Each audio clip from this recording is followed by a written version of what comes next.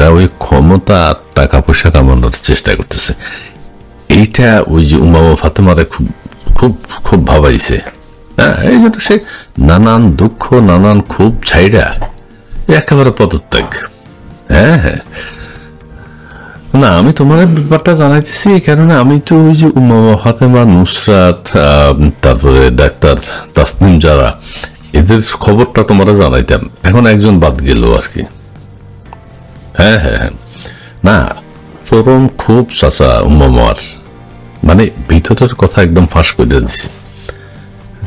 বেগুন হইয়া ওই যে টিয়া হইসা লইয়া দাবড়া দাবড়ি মারা মারি, একটা আরেকটার পিছনে একটা আরেকটার সমালোচনা করে, একটা আরেকটার ভিতরে গেঞ্জাম করে, ষড়যন্ত্র ষড়যন্ত্র।